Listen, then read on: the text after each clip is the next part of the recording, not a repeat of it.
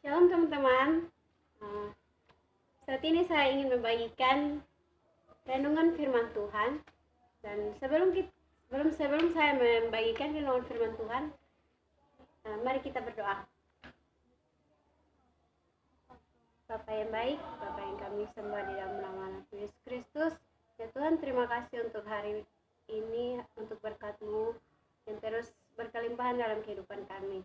Ya Tuhan, saat ini kami akan merenungkan firman-Mu. Biarlah apa yang kami renungkan dapat menjadi kekuatan dalam kehidupan kami, ya Bapa, menjadi dasar yang kuat dalam kehidupan kami. Tuhan, ingin doa kami dalam nama Tuhan Yesus, haleluya. Amin. Nah, saya akan membagikan kebenaran firman Tuhan dari 2 Korintus 5 ayat 11 sampai 17. Dan saya akan membacanya untuk kita. 2 Korintus 5 ayat 11 sampai 17. Pelayanan untuk pendamaian. Kami tahu apa artinya takut akan Tuhan. Karena itu kami berusaha meyakinkan orang. Bagi Allah hati kami nyata dengan terang, dan aku harap hati kita nyata juga demikian bagi pertimbangan kamu. Dengan ini kami tidak berusaha memuji-muji diri kami sekali lagi kepada kamu, tetapi kami mau memberi kesempatan kepada kamu untuk membanggakan kami, supaya kamu dapat menghadapi orang-orang yang bermegah karena hal-hal lahiriah dan bukan batiniah. Sebab jika kami tidak menguasai diri, hal itu adalah dalam pelayanan Allah, dan jika kami menguasai diri, hal itu adalah untuk kepentingan kamu. Sebab kasih Kristus yang menguasai kami, karena kami telah mengerti bahwa jika satu orang sudah mati untuk semua orang, maka mereka semua sudah mati. Dan Kristus telah mati untuk semua orang, supaya mereka yang hidup tidak lagi hidup untuk dirinya sendiri, tetapi untuk Dia yang telah mati dan telah dibangkitkan untuk mereka. Sebab itu kami tidak lagi menilai seseorang juga pun menurut ukuran manusia, dan jika kami pernah menilai Kristus menurut ukuran manusia, sekarang kami tidak lagi menilainya demikian. Jadi siapa yang ada di dalam Kristus, ia adalah ciptaan baru. Yang lama sudah berlalu, sesungguhnya yang baru telah datang. Bagian ayat yaitu dalam ayat 16 yang mengatakan, sebab itu kami tidak lagi menilai seorang juga pun menurut ukuran manusia, dan jika kami pernah menilai Kristus menurut ukuran manusia, sekarang kami tidak lagi menilainya demikian. Nah, dari ayat ke-16 ini saya memberikan satu tema, yaitu salah menilai. Nah,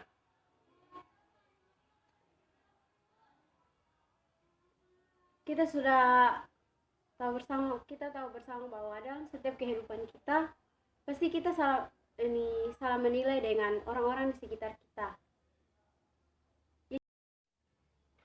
Intinya, kita tidak punya hak untuk menilai orang lain menurut standar dan ukuran kita sendiri. Penilaian kita itu tidak akan pernah benar atau tidak pernah akurat, karena itu pikiran kita datangnya dari pikiran yang terbatas. Jadi kita tidak mungkin tahu isi hati seseorang. Kita tidak tahu bagaimana dia menjalani kehidupannya. Kita juga tidak pernah tahu apa yang dia alami, apa yang dia rasakan, dan masalah apa yang sedang membebani hidupnya. Misalnya kita mencari tahu tentang kehidupan sehari-hari seseorang, tapi kita kan tidak pernah paham sepenuhnya apa yang terjadi dalam hidupnya. Sebab yang hanya bisa tahu itu cuma Tuhan. Cuma Tuhan yang bisa tahu kehidupan seseorang itu seperti apa. Jadi kita jangan merasa lebih baik. Jangan menganggap diri kita yang lebih baik dari orang lain, yang lebih benar dari orang lain. Jadi dengan gampangnya kita menilai orang lain. kita menilai orang, apalagi itu cuma berdasarkan pengamatan sepintas. Contohnya seperti Rasul Paulus bersikap ke setiap orang.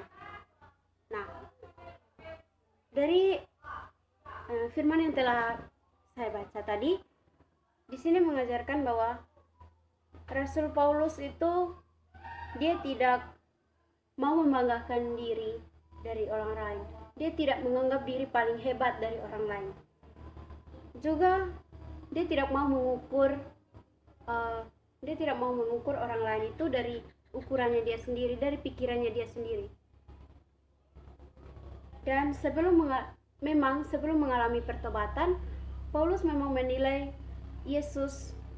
Kristus itu dari ukuran manusia, dari pikirannya sendiri. Dan dia cuma menilai dari apa yang dia lihat dan apa yang dia dengar saat itu. Tapi sesudah Rasul Paulus memaknai makna dari kematian Yesus, dia tidak lagi menilai Kristus dari sudut pandang ukuran manusia, dari standar manusia. Bukan itu saja, kasih Kristus juga yang sudah membuat pandangan dan penilaian Rasul Paulus kepada sesamanya itu berubah. Dengan kasih Kristus, Paulus tidak lagi menilai sesamanya itu dari ukuran standar pikiran manusia, tetapi dia sudah menilai ini sesamanya itu dengan pemikiran seperti Kristus yang tidak memandang orang lain itu